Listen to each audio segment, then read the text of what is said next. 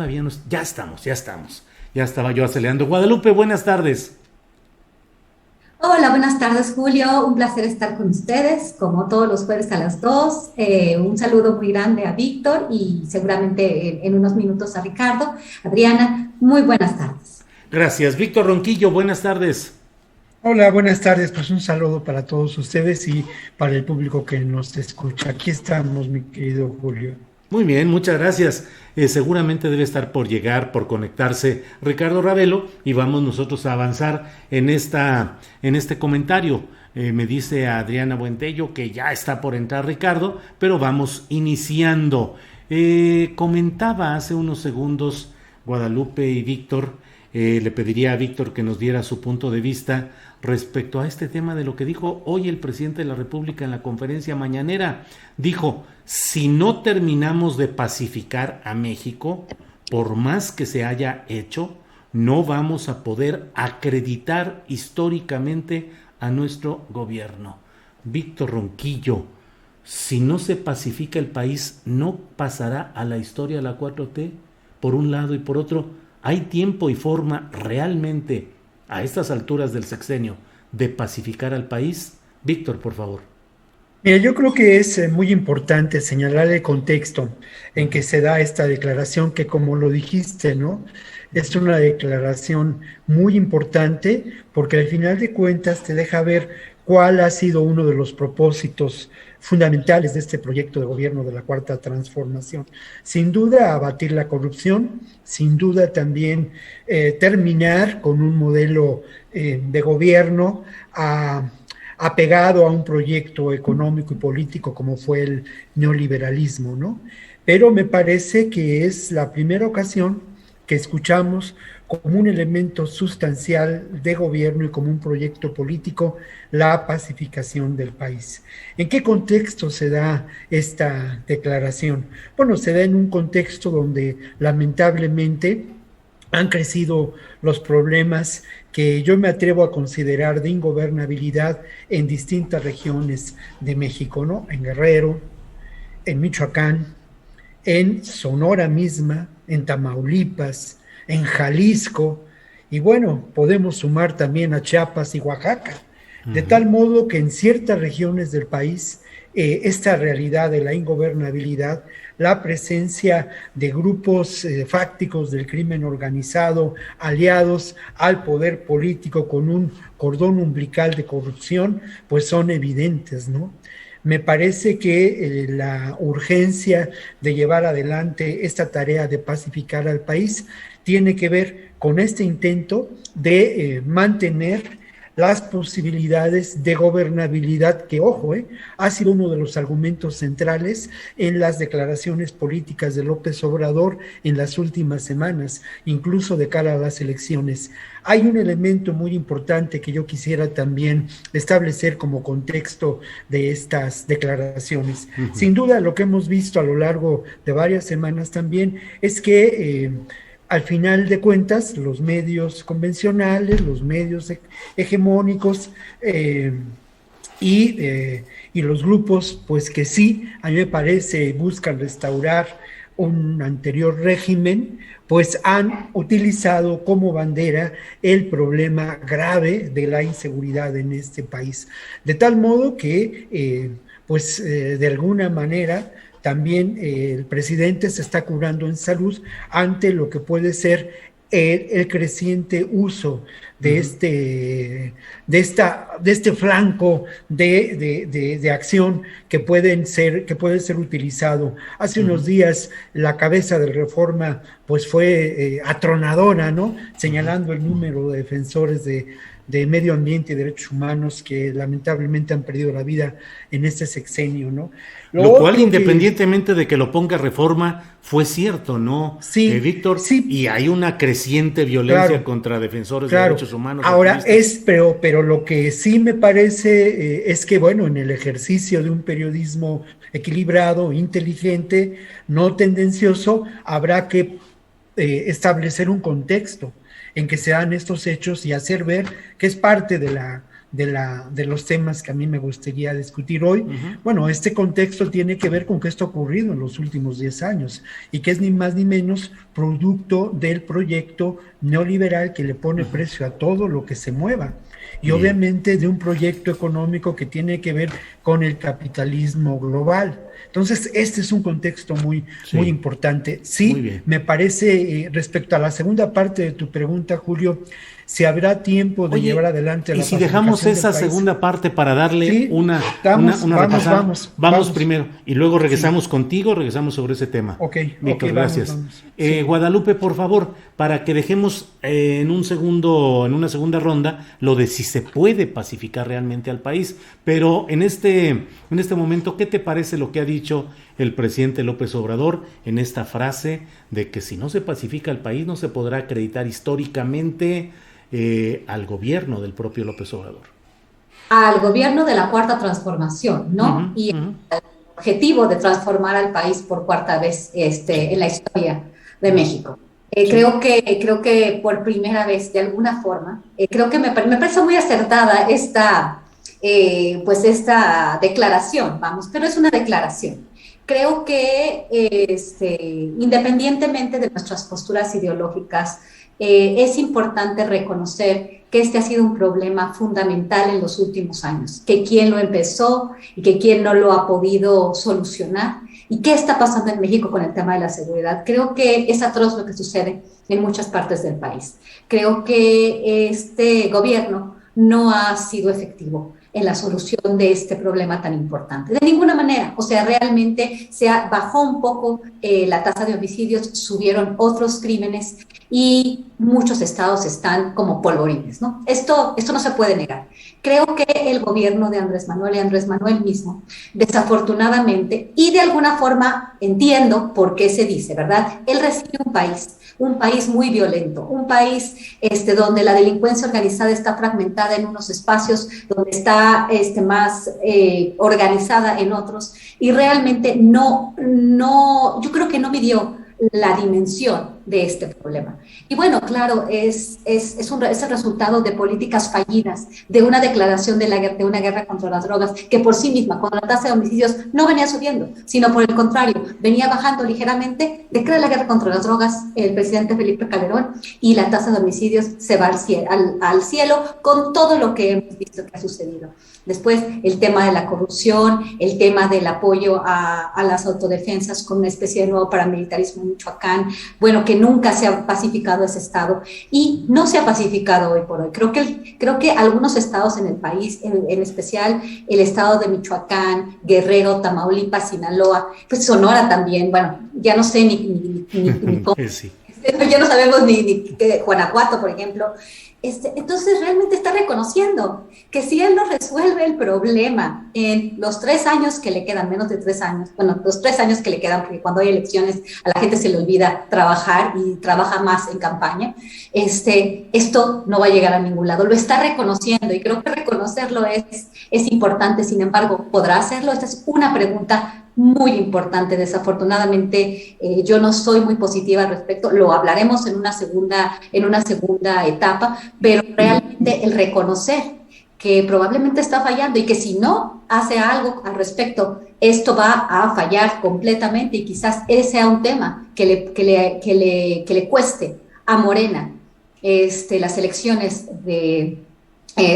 presidenciales y las posiciones que se van a pelear en ese año, pues bueno, es importante, ¿no? Creo que ahora sí es responsabilidad resolver el problema de alguna forma. Gracias, Guadalupe. Ricardo Ravelo está bienvenido, primero que nada. Madrugamos, empezamos. Gracias, Ricardo. Empezamos muy puntuales. Lo cual normalmente no hacemos, yo lo sé, que siempre nos retrasamos unos minutitos. Bienvenido, Ricardo. Y estamos hablando acerca de lo que dijo. Sí, Ricardo, estamos hablando acerca de lo que dijo hoy el presidente López Obrador en su conferencia mañanera de prensa. Hablaba de la reunión que había tenido ayer con 17 gobernadores. Ya es mayoría la de los gobernadores en funciones y recién electos del lado de Morena. Entonces resultó que de esto habló el presidente López Obrador y dijo que están hablando de todo. Fue muy peculiar porque además la fotografía muestra a los gobernadores electos y en funciones, y atrás está el mando militar, el secretario de la Defensa Nacional, el secretario de la Marina, el jefe de la Guardia Nacional y la secretaria de Seguridad Pública. Atrás, porque la reunión habló precisamente sobre esto. En fin, me he extendido, Ricardo, pero la pregunta es ¿qué opinar de esta frase que dijo? Si no terminamos de pacificar a México, por más que se haya hecho, no vamos a poder acreditar históricamente a nuestro gobierno. Por favor, Ricardo. Mira, Julio, primero que nada, me sorprenden dos cosas. Una, que lo reconozca, pero que lo haga casi 3 años después de que tomó posesión como presidente de la República. Es demasiado tarde. A la mitad del sexenio, cuando faltan algunos meses para que se cumpla el primer tramo, el presidente reconoce una realidad que está presente incluso desde antes que él tomara posesión, ¿no? Y que ya era crítica. El gran problema es que nunca ha expuesto cómo le va a hacer. Siempre ha planteado que están combatiendo las causas, pero me parece que es una forma de argumentar sin entrar en detalles. Nadie se lo pregunta porque son demasiado respetuosos los periodistas que van a la mañanera, no le preguntan las cosas medulares, no lo cuestionan respecto de cuáles son las causas. Y me parece que cuando él habla de atacar las causas, pues habla de asuntos que son verdaderamente inverificables. En realidad, a lo personal, yo no veo en este momento ninguna estrategia convincente. Es más, no hay estrategia que nos pueda dar pautas respecto de cómo va a pacificar el país. Uh-huh. Se habla de negociaciones con el crimen organizado, que ya salieron a la luz pública cuando la secretaria de Gobernación, en un supuesto lapsus, se le salió decir que estaban negociando con grupos criminales y que iban muy avanzadas las negociaciones. Posteriormente el presidente negó tales negociaciones, pero si no hay negociaciones y no hay combate, porque no vemos ninguna estrategia ni policíaca ni militar frente al crimen organizado desbordado, pues entonces no se está haciendo absolutamente nada. Si atacar las causas, el presidente se refiere a repartir dinero entre la gente pobre del país para que no se involucren con los cárteles, pues me parece que es una estrategia equivocada, porque la pobreza no es causal de violencia ni de criminalidad. Por otro lado, vemos una militarización cada vez más escandalosa en el país. Sí. Ya platicaremos de lo que viene ahora con las aduanas. Sí. Pero no obstante esta militarización escandalosa, que él mismo había negado antes de que tomara posesión como presidente, pues tampoco hay acciones claras frente a este flagelo de la violencia que mantiene en tensión todos los rincones del país, porque ya no existe ningún solo pedazo de municipio que esté libre de violencia del narcotráfico, ¿no? Y que obviamente el narcotráfico y todas las modalidades criminales pues han terminado feudalizando el territorio, controlando el territorio ante un gobierno que solamente mira cómo son asesinadas las personas o cómo se ajustan cuentas entre grupos criminales como si el país fuera un campo de batalla, ¿no? En eso lo han convertido. Sí. Entonces, aquí la gran pregunta que habría que hacerle al presidente es ¿cuál es la estrategia para pacificar el país? Uh-huh. A 3 años de distancia no vemos una sola acción ante el crimen organizado. Entonces, en efecto, si el país no se pacifica, y hay que decir que este fue un objetivo medular de su gobierno, es decir, si el país no se pacifica, estaremos hablando de que la cuarta transformación terminará devorada por el crimen organizado, y obviamente pone en riesgo la continuidad de un proyecto político donde el siguiente candidato a la presidencia de la República tendrá que forzosamente romper con López Obrador si quiere ganar las elecciones, porque no podrá haber continuidad de un proyecto fallido que no se termina de consolidar a 3 años de que inició este nuevo ciclo político, este nuevo proyecto. Sí. Es decir, si en el próximo año no hay una estrategia clara, se pone en riesgo la continuidad de este proyecto. Sí. Y obviamente, bueno, el siguiente candidato, sea o no aliado de López Obrador, no podrá continuar con esta política que ha fallado y tendrá forzosamente que romper con el presidente para replantear una estrategia ante el principal problema que enfrenta México, que es la violencia del crimen organizado. Sí.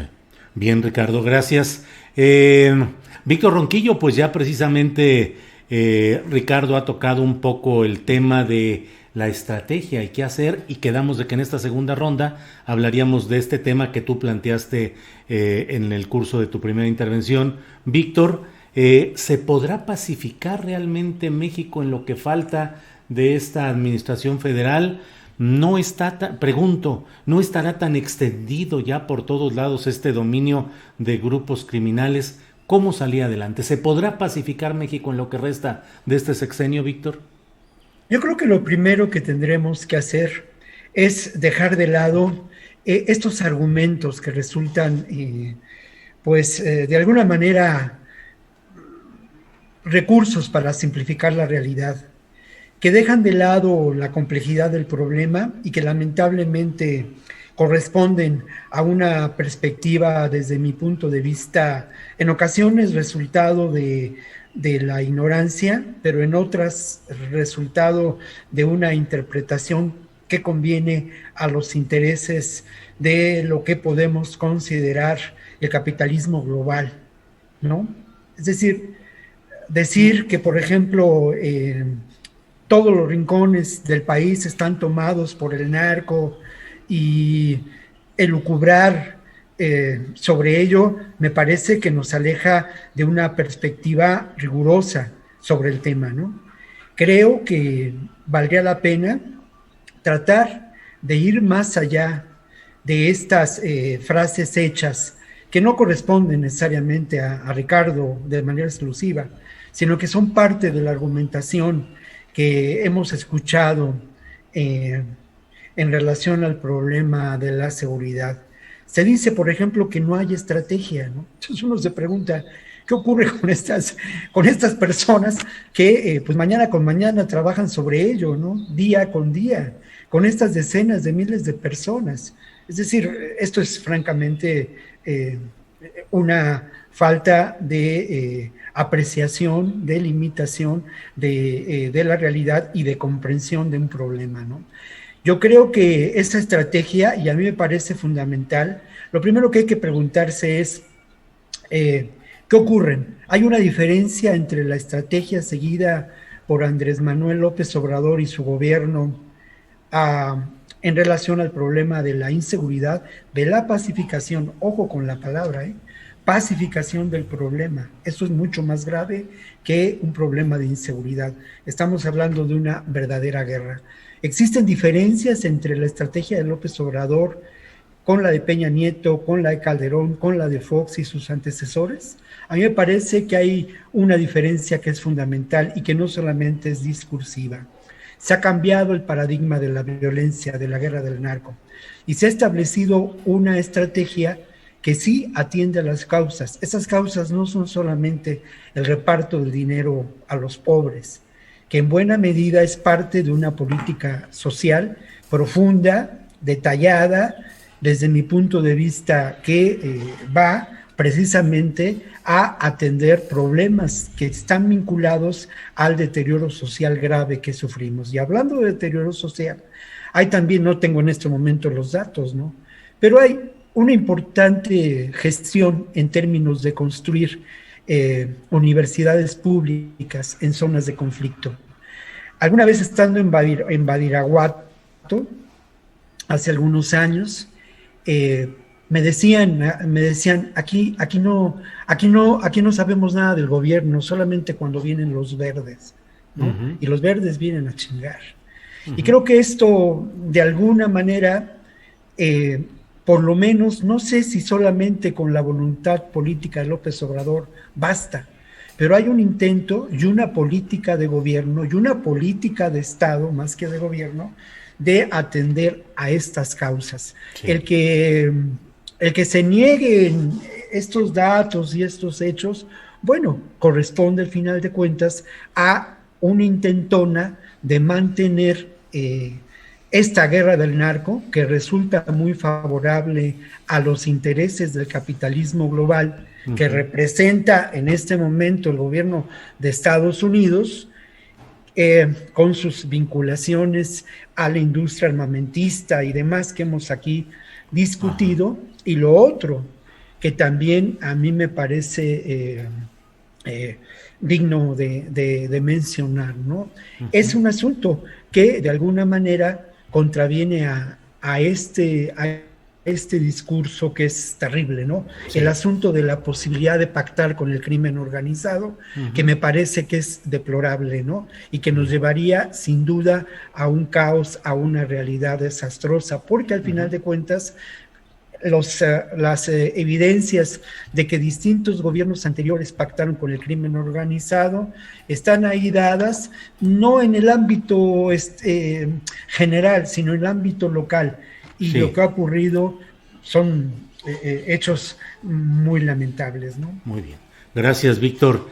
Guadalupe Correa, por favor, tu opinión sobre lo que se está hablando, que son temas polémicos en cuanto al enfoque que se da a todo lo que está sucediendo en el país. Y por otra parte, pues la pregunta que estamos planteando, ¿se podrá pacificar todavía este país en lo que resta de este sexenio? Mira, Julio, mi respuesta es no, definitivamente no. Y creo que en esta conversación me encuentro un poco en el medio. Estoy de acuerdo con algunas cosas que dice Ricardo y con algunas cosas que dice Víctor. Definitivamente en el tema de la posibilidad de que el gobierno haya dicho que va a pactar con el narco, eso realmente no tenemos ninguna evidencia y creo que esto no es el punto de la discusión. Yo también estoy terminantemente convencida en que no se puede, para pacificar un país, para pacificar una región, para pacificar cualquier tipo de negociación, no se puede pactar con un ente criminal. Por lo tanto, esa no es una opción y no estoy tan segura que estas declaraciones de la Secretaría de Gobernación los hayan puesto en esa dirección. No estoy segura de eso, realmente puede haber tenido un lapsus, realmente no tengo ninguna evidencia en este sentido.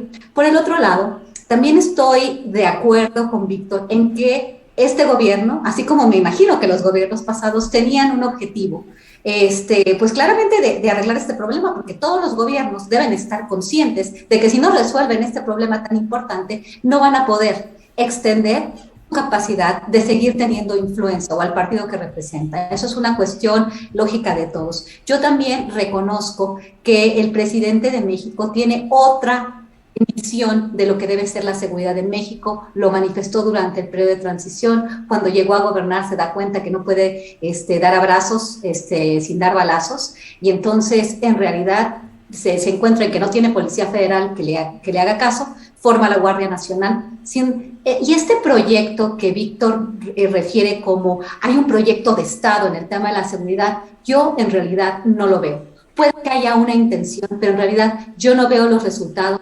Desafortunadamente, el nivel de descomposición al interior del país en el tema de la seguridad hace esto mucho más difícil. Creo que la estrategia es distinta a las dos administraciones anteriores. Y esto no me voy a enfrentar directamente contra la delincuencia organizada, precisamente como dice Víctor, no voy a jugar este juego que nos hicieron jugar las agencias estadounidenses vía la iniciativa Mérida. Vamos a hablar de, no una amnistía, pero no enfrentarnos directamente porque eso no nos dejó nada. Pero esta estrategia no ha servido de cualquier forma. Eso es el problema. Y vamos a hablar un poco del paramilitarismo criminal. ¿Quién está detrás de algo? Y esto también es muy importante.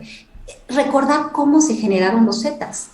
¿Por qué pasó lo que pasó en Reynosa? ¿Por qué pasó lo que pasó en Camargo? ¿Por qué está pasando lo de las desapariciones, los secuestros en la carretera Monterrey-Nuevo Laredo? ¿Quién está ahí? ¿Son narcotraficantes o realmente son grupos paramilitares que vienen de algún otro lado y hay otra intención? Creo que, y esto es muy, desafortunadamente, estamos muy lejos de Dios y muy cerca de los Estados Unidos. Y Estados Unidos ya tiene un plan con respecto a la seguridad en México y va a haber mucha presión.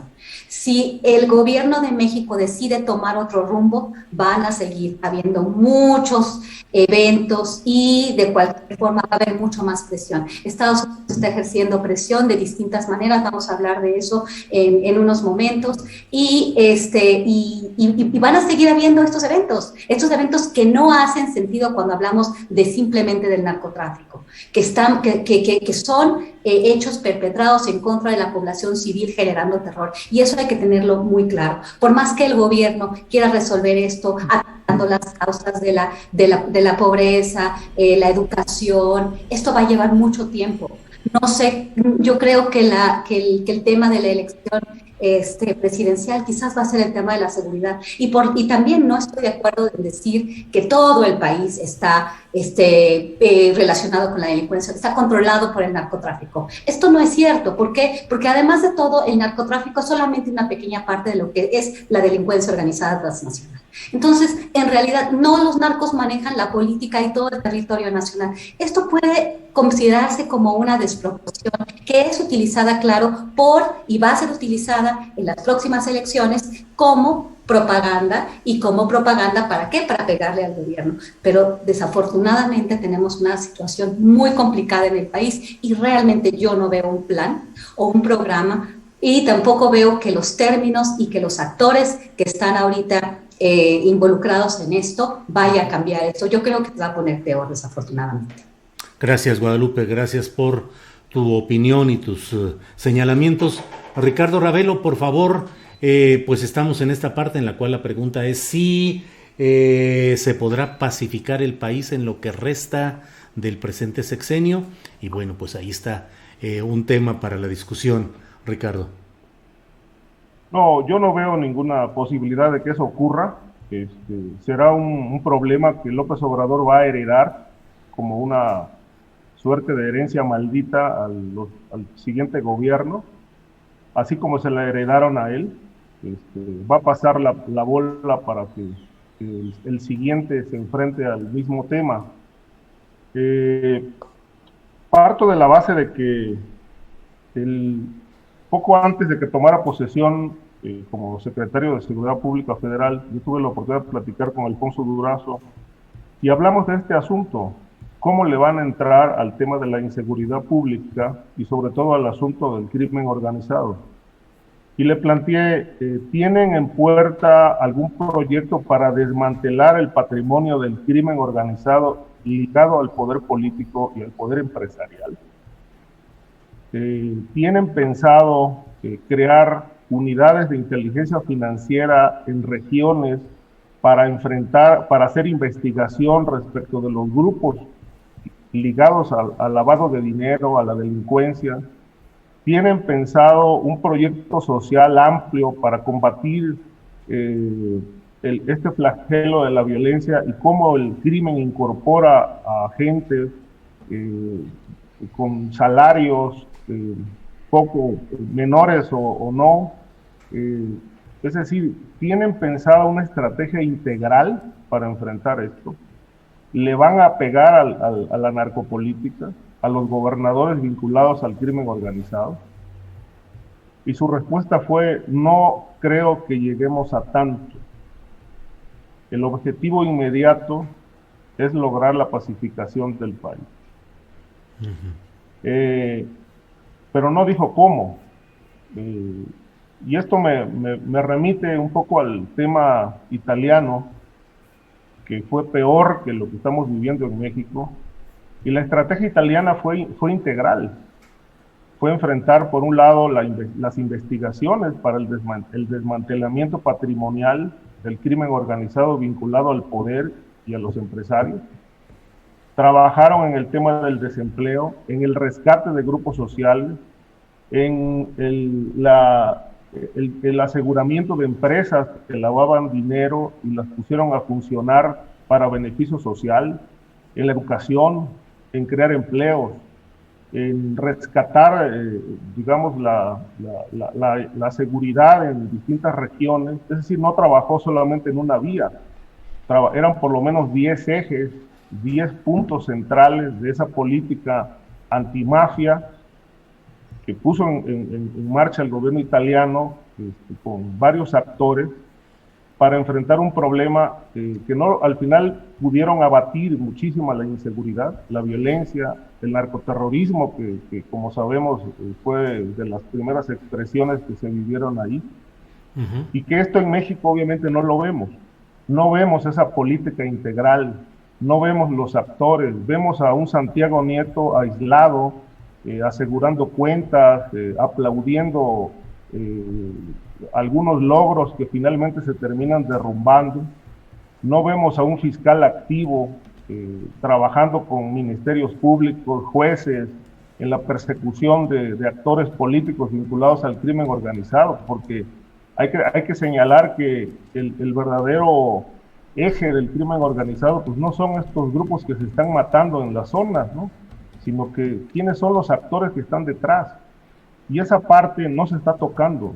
Es decir, el gobierno no le va a entrar a este desmantelamiento político ligado al crimen organizado.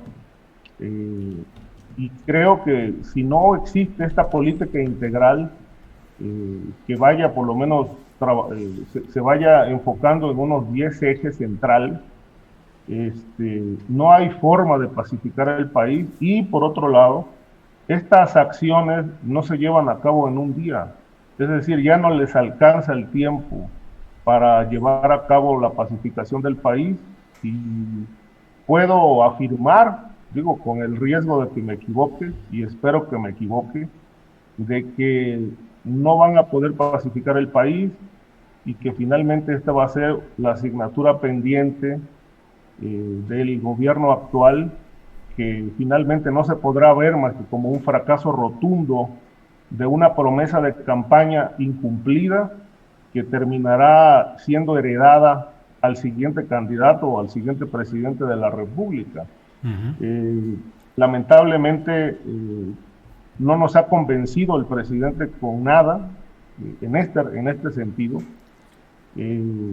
y considero que no está echando mano tampoco de los instrumentos que la ley le confiere, la fuerza del Estado, no como política central, pero sí como un instrumento de utilidad para poner orden en los territorios. Sin este orden en los territorios, por lo menos en lo inmediato, pues difícilmente se podrá llegar a una, llamémosle una paz social, algo tan alejado de la realidad que pues no se ve por el momento realmente cómo puedan hacerle. Es decir, no vemos claridad en ese discurso del presidente, no vemos un presidente controlando el país con una estrategia clara. Sí. Creo que coincido con lo que dice Guadalupe también, no hay una puerta de salida a ese problema. Hay muchísimo discurso y buenas intenciones, pero eso no sirve absolutamente para nada. Gracias, Ricardo. Víctor Ronquillo, pasando a otro tema, se ha anunciado pues otra concesión, digamos, a los militares, en este caso a la Armada Mexicana, en el tema de las aduanas.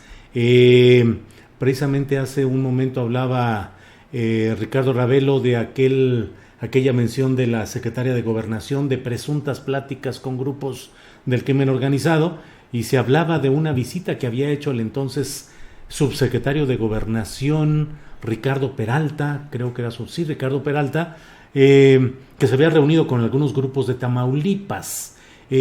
Finalmente no quedó claro ahí qué tanto que eran de un lado o de otro, pero el hecho es que Ricardo Peralta había sido director de aduanas, ahora se envió a un personaje de la confianza del presidente como ha sido Horacio Duarte, y finalmente desemboca en la Armada Mexicana. ¿Qué opinas de este tema, Víctor Ronquillo, por favor? Un pequeño paréntesis antes, Julio. Yo creo que también tenemos que contextualizar esta realidad de la violencia creciente en nuestro país, como lo he mencionado desde semanas anteriores, en términos de una realidad geopolítica, ¿no? Y de los propósitos de la construcción de un capitalismo global. Me parece que tenemos que relacionar estos hechos con la estrategia de la guerra del narco, y lo que está ocurriendo en nuestro país, sin duda tiene que ver muy claramente con algunas intenciones de generar una inestabilidad social. Y bueno, yendo al asunto de las aduanas, sí, lo más evidente es que continúa este proceso de militarización del país, que podría ser descrito de este modo, sí y no.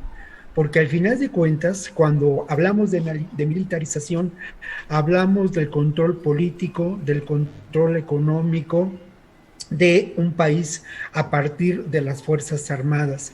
Me parece que este no es el caso, que no estamos viviendo esa realidad. Me parece que en estos momentos se vive una realidad política muy compleja, muy dinámica, con muchas vicisitudes, pero en donde el ejército y las Fuerzas Armadas no tienen el control político ni económico del Estado mexicano. Entonces, estos procesos son enormemente complejos, ¿no? Y creo que también es parte de, digamos, del análisis que hemos desarrollado a partir de la realidad de las aduanas, de lo que se dice en los medios, ¿no? De este enorme potencial de corrupción que existe en las aduanas de nuestro país. Y basta con estar un par de horas, ¿no?, en cualquiera de las fronteras de Tamaulipas, sobre todo en Nuevo Laredo, para ver la dimensión del comercio que existe entre Estados Unidos y México. Hay distintos factores, y tú lo mencionabas de alguna manera, Julio, hay distintos factores que no se han tomado en cuenta en este análisis y en esta otra actuación de poderes fácticos, ¿no? Sí. Los agentes aduanales y las agencias aduanales tienen un poder político muy importante en muchas regiones de las fronteras, sobre todo en las fronteras de Tamaulipas. Esto creo que no se ha terminado de exponer, ¿no? Creo que indudablemente esta realidad de la corrupción, esta realidad del desorden administrativo no va a pasar con un mero decreto, ¿no? Creo que, como en el caso de la seguridad, está ligado a un problema de dimensiones muy complejas, ¿no? Víctor, ¿pero estás de acuerdo en que los marinos se encarguen de las aduanas en México? Mira, es difícil responder sí o no, ¿no? Creo que un sí o un no resultarían simplificar el problema, ¿no? Creo que no estoy de acuerdo en que las Fuerzas Armadas, no solamente los marinos, hayan tomado un papel protagónico en un gobierno que pretende una transformación social profunda, porque al final de cuentas las Fuerzas Armadas corresponden a posiciones, desde mi punto de vista, muy poco flexibles y duras, que no tienen una comprensión real de los problemas, ¿no? El problema de la corrupción y el problema de la militarización del país atienden a una realidad de verdad difícil. Yo lo he externado en otras ocasiones, ¿no? Lamento mucho este papel protagónico del ejército y de las Fuerzas Armadas, pero me pregunto, ¿qué ocurriría si este papel protagónico de estas fuerzas no fuera de este modo en este momento en este país? Una hipótesis de trabajo, ¿no? Quizá el problema de la inseguridad, quizá el problema de la violencia, el problema de la corrupción serían todavía de una dimensión mayor. Creo, Julio, honestamente, que ante estos hechos no podemos atenderlos con respuestas limitadas, ¿no?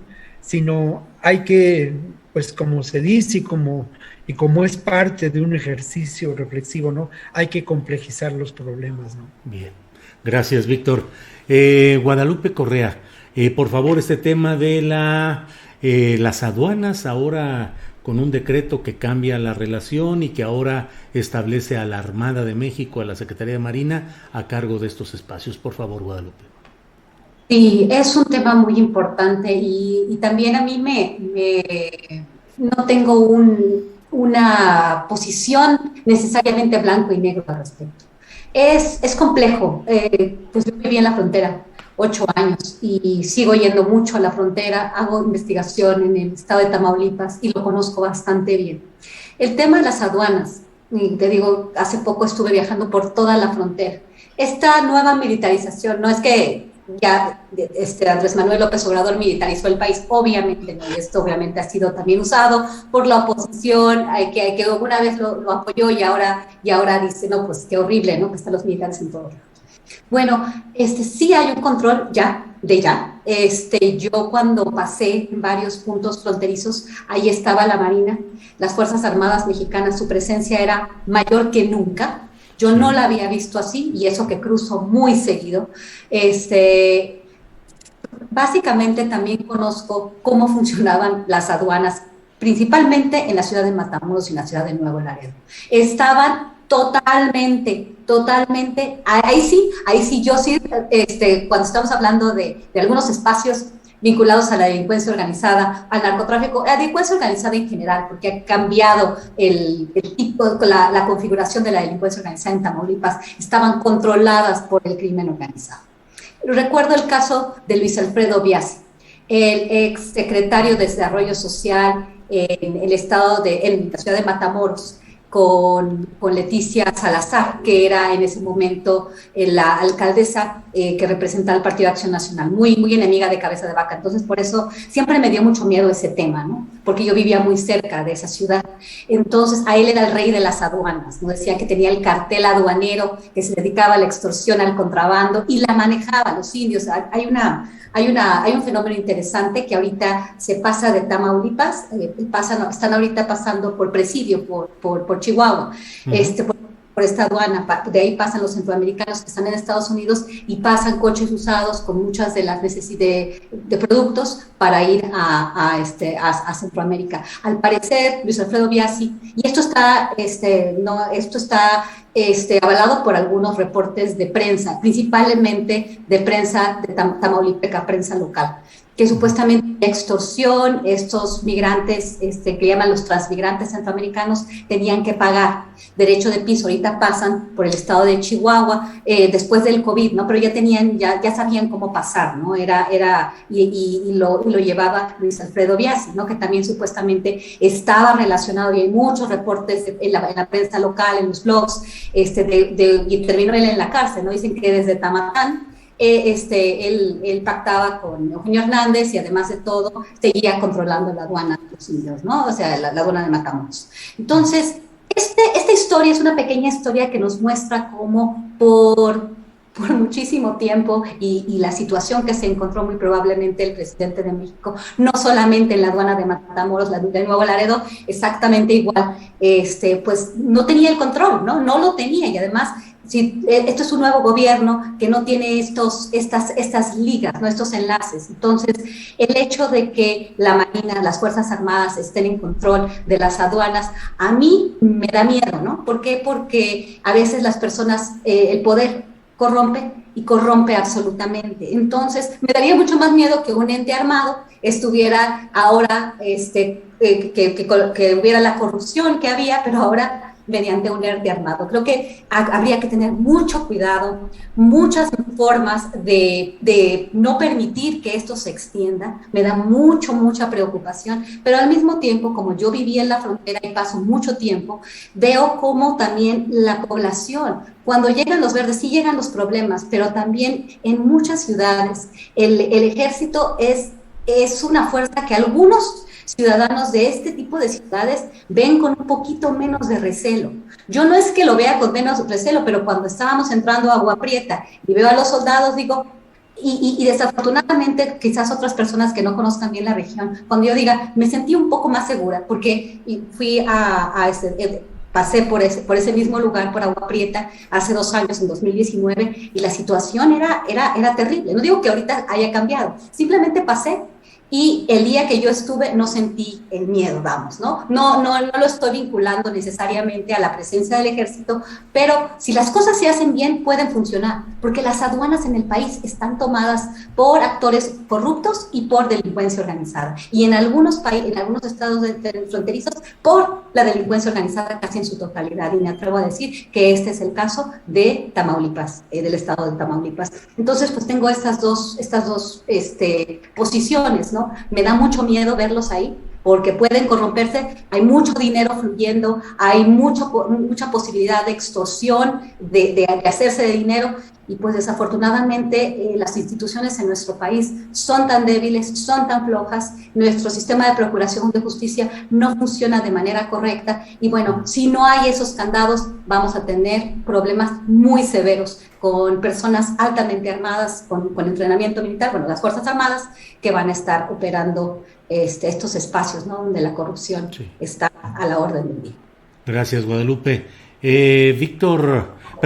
Ricardo Ravelo, sobre este tema de las aduanas y estos cambios que se han anunciado y la presencia de la Marina, ¿qué opinas, Ricardo Ravelo? Mira, pues ya nos sorprende, porque ahí donde surge una crisis por corrupción o inseguridad, el recurso inmediato que tiene el presidente son las Fuerzas Armadas.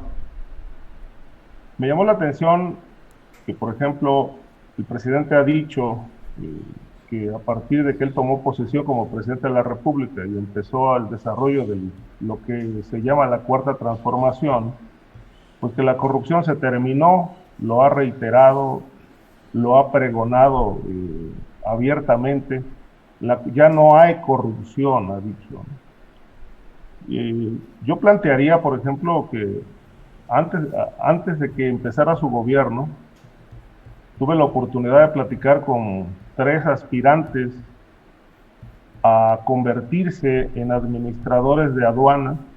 Recuerdo muy bien, uno iba para Tamaulipas, otro para Mexicali y otro para Tijuana. Vinieron a negociar la compra de la administración de la aduana y hablaban de 4 hasta 5 millones de dólares por el puesto. Uh-huh. Este fue el planteamiento que les hicieron quienes estaban repartiendo los cargos por parte de lo que más tarde sería el gobierno de la Cuarta Transformación. Estaban vendiendo las administraciones en esas sumas, y obviamente dependiendo la importancia de la aduana, pues era el costo, ¿no? Y recuerdo que ellos vinieron a presentar su currículum porque ya traían mucha experiencia en estas tareas, eran expertos en comercio exterior, habían hecho ya una larga carrera en las aduanas, pero se toparon con que había que pagar por el cargo, es decir, no era tomado en cuenta su experiencia ni su trayectoria, sino que por el puesto en Mexicali o en Tijuana había que pagar a sobre 5 millones de dólares para nombrar los administradores. Obviamente no quisieron, porque les plantearon ellos plantearon que no era posible pagar esa suma, porque esto implicaba que para recuperar la inversión había que ligarse al crimen organizado y al contrabando. Hay que recordar también que Ricardo Peralta fue el primer administrador general de aduanas, uh-huh, y que salió por un escándalo de corrupción que tronó en el Aeropuerto Internacional de la Ciudad de México. Luego lo cobijó la señora secretaria de Gobernación, dándole una subsecretaría, y luego lo corren bajo el argumento de que ya no había presupuesto para sostenerlo ahí debido a la austeridad republicana. Cabe decir que Ricardo Peralta fue el principal impulsor de la llamada Ley Bonilla y fue el encargado de pagarle, según las acusaciones que surgieron en ese entonces a los diputados de Baja California con dinero que salió de la aduana de Mexicali y que, según se dijo entonces, provenía del crimen organizado. Este es más o menos un planteamiento muy sucinto de qué tamaño es la corrupción en las 49 aduanas del país, que bueno, gran parte de ellas, como dice Guadalupe, en efecto, han sido tomadas por el crimen organizado, no de ahora, sino desde hace muchos años. Recuerdo muchas balaceras en el aeropuerto de la Ciudad de México en perjuicio de agentes de aduanas que estaban ligados al crimen. Recuerdo también, por ejemplo, cómo se maneja todo este asunto del comercio exterior y se eligen ciertas aduanas para transportar textiles, o se meten armas, droga, dinero, o sea, todo lo que alimenta al crimen organizado y al mercado negro pasa por las 49 aduanas, y la mayor parte de los administradores, yo no diría que todos, pero la mayoría de los administradores se han enriquecido favoreciendo al crimen organizado. La gran pregunta aquí es si realmente las Fuerzas Armadas van a frenar este flagelo, porque queda claro que el presidente no tiene otro recurso más que militarizarlas. Es claro que no confía en los civiles y que ahora, después de haber otorgado el control de los puertos a las Fuerzas Armadas, pues con este decreto también les asigna el control de las aduanas. Sí. Parece que esto tácitamente, bueno, está reconociendo que la corrupción ahí sigue enquistada, y que él mismo se desmiente cuando afirma que ya no hay corrupción y finalmente tiene que tomar medidas como militarizar las aduanas para intentar un saneamiento en estas puertas del crimen organizado que han sido usadas para introducir todas las armas o gran parte de ellas que han servido para los distintos cárteles que operan en el país. Sí. Entonces creo que recuerdo, por ejemplo, el caso de Ricardo Agüed, que fue el penúltimo director de aduanas, que pues no pudo con el asunto, lo amenazaron de muerte y bueno, decidió mejor soltar el cargo e irse como candidato a la alcaldía de Jalapa. Es un problema muy complejo que difícilmente también se va a resolver. Bien, gracias, Ricardo. Son las 2:52 p.m. Estamos ya en la parte final de este programa que empezó muy puntualito a las 2 p.m. Así es que vamos a dar espacio para un último tema para cada uno de ustedes. Nos quedan como unos 3 minutos para cada cual. Víctor Ronquillo, hay pues algunos señalamientos respecto a cómo se declaran perseguidos políticos algunos personajes como Ildefonso Guajardo, Mauricio Toledo y el caso ya clásico de García Cabeza de Vaca. ¿Qué opinas sobre ello, Víctor, por favor? No, pues es muy obvio, ¿no? Al final de cuentas habría que responder a la actuación de estos personajes en el sistema político mexicano, ¿no?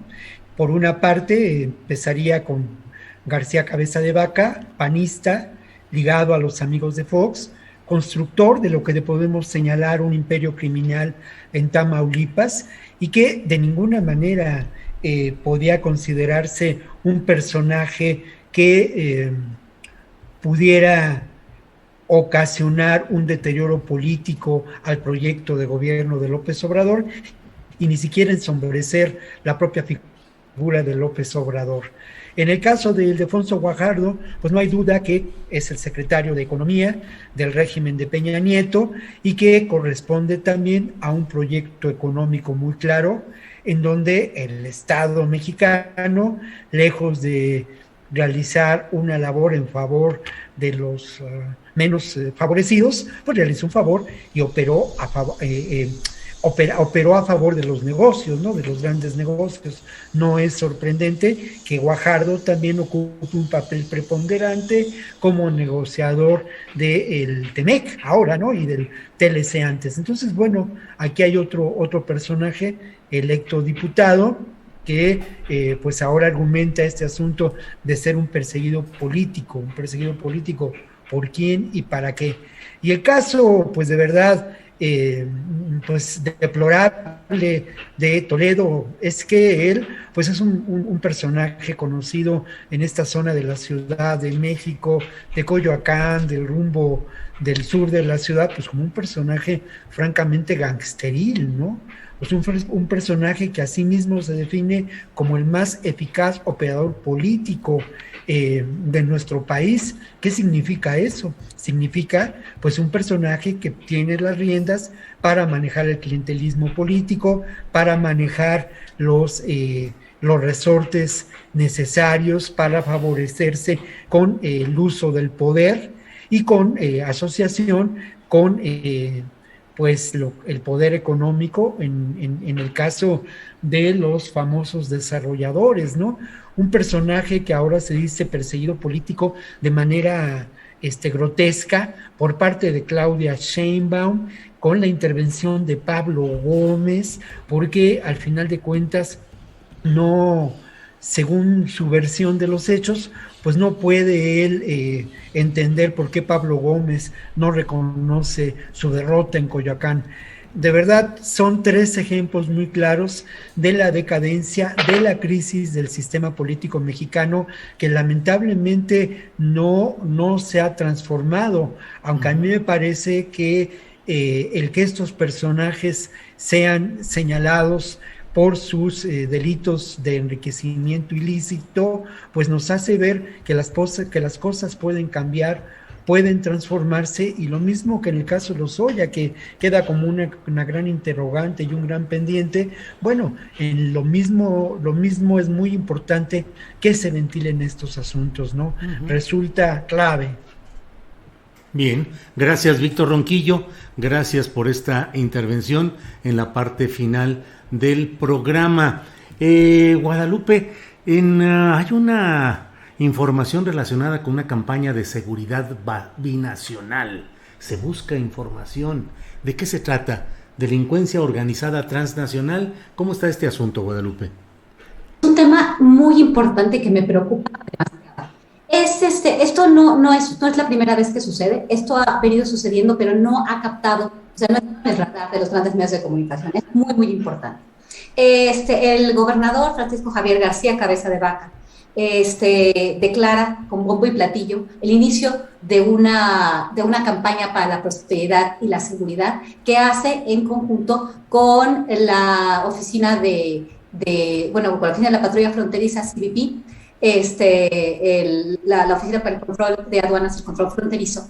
Lo hace a nivel estatal para brindar información y colaborar en cuestiones de delincuencia organizada, narcotráfico, compartir. Fue una línea 1-800 para reportar este tipo de cuestiones, ¿no? Se hizo entre el gobierno estatal, el gobierno de Tamaulipas y una agencia federal estadounidense a cuestiones o crímenes de orden federal, porque estamos hablando de delincuencia organizada transnacional. Esto es muy delicado. Yo estuve hablando varias veces y criticando este programa. ¿Por qué? Porque cuando se da información a los Estados Unidos, aquí se provoca no sabemos cómo se maneja, se dan arrestos en Estados Unidos y aquí se empiezan a pelear los grupos de delincuencia organizada. Aparentemente esto pasó, según versiones del Dallas Morning News, eso es una de las versiones que supuestamente provocó la guerra entre el cartel del Golfo y los Zetas. Tenemos otras versiones, pero bueno, esta es una versión muy, muy interesante, muy importante. Es preocupante que las autoridades federales no estén invitadas, ¿no? Porque estamos hablando de órdenes, de crímenes de orden federal. Ahora se traslada, entonces esta campaña para la seguridad y la prosperidad cambia de nombre y se llama Se Busca Información. Se busca información en Tamaulipas para dar información a CBP, a la patrulla fronteriza en Estados Unidos, y ahora se hace lo mismo, pero se hace ahora en la frontera central. Entonces se reúne la Agencia Federal Estadounidense con autoridades estatales, con el gobernador del estado de Chihuahua, con el alcalde de Ciudad Juárez y otras personas. Las notas no son muy claras al respecto, pero no se mencionan a las autoridades federales en también operaciones y colaboración de delincuencia organizada en la frontera con todo lo que esto podría implicar. Entonces pasan de Tamaulipas y vemos lo terrible que ha sucedido en lo de Camargo, en lo de Reynosa, y toda esta fragmentación terrible, este paramilitarismo criminal que está presente en el estado de Tamaulipas. ¿Qué vamos a tener en Ciudad Juárez? ¿Qué vamos a tener en el estado de Chihuahua, en la frontera de Chihuahua con Texas y con Nuevo México? En realidad es una cuestión muy importante que deberíamos de empezar a comentar un poco más, y los medios deberían de enfocarse en estas cuestiones, ¿no? Porque parece ser que ahí CBP está muy contenta tejiendo redes con, obviamente, autoridades locales y estatales que son enemigas de alguna forma de la federación, ¿no? O sea, con la oposición, con actores que no van a actuar del lado de la federación, con la necesidad de que se coordinen los diferentes niveles de gobierno y las diferentes agencias de seguridad en el país, ¿no? Es muy importante este tema. Bien, muchas gracias, Guadalupe. Y bueno, pues Ricardo Ravelo, no sé si podemos cerrar con algo relacionado con todo lo que está sucediendo, pues de mucha violencia en Tamaulipas, en Michoacán, en Chiapas, o si deseas tú cualquier otro tema que desees plantear. Este es el momento en esta parte final de la mesa. Por favor, Ricardo. Sí, yo quisiera tocar el punto de Chiapas. Ya lo de Michoacán lo hemos abordado, lo de Tamaulipas también. Pero lo de Chiapas, que pues, recientemente tronó la violencia criminal, me llamó sobremanera la atención que durante mucho tiempo Chiapas se había significado por ser un territorio con una violencia de bajo impacto, y que siempre se atribuyó a un acuerdo entre grupos del crimen organizado y los poderes en turno. Tenía sentido aquello porque Chiapas es un cruce fronterizo con Guatemala importantísimo. Por ahí entra mucha droga, es una de las puertas, después, particularmente con una importancia tan relevante como Michoacán, que son puertas de entrada de mucha droga que llega del Pacífico. Todo lo que llega de Centro y Sudamérica por Guatemala pasa por Chiapas, luego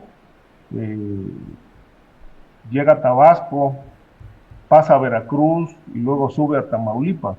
Es una ruta bastante socorrida por el crimen organizado, pero que durante mucho tiempo había una suerte como de acuerdo entre los grupos criminales. Hoy parece que, bueno, después de la elección del 6 de junio, se da una crisis, se presenta una crisis, un reacomodo entre los tres principales grupos que se disputan ese territorio, que son Sinaloa, el Cártel de Jalisco y Cártel del Golfo, que ahí tienen una presencia importantísima, más Sinaloa que los otros dos. Ahora, ha habido mucha violencia, muertes, se habla de 2,000 desplazados de la zona Tzotzil, bueno, asesinatos, una inestabilidad tremenda que está sacudiendo al Estado, que no habíamos visto en los anteriores meses, ¿no?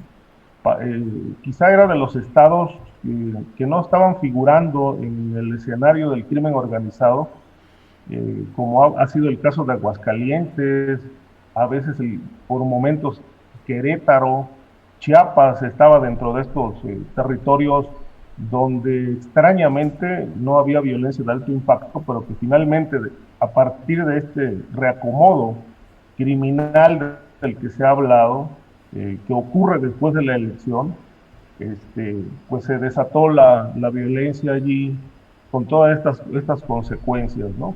Me parece que, bueno, esta situación tiende a complicarse por la misma causa que hemos hablado, por la falta de intervención del gobierno para pacificar el territorio. Es un caso muy parecido al de Aguililla, ¿no? Donde, bueno, finalmente han fracasado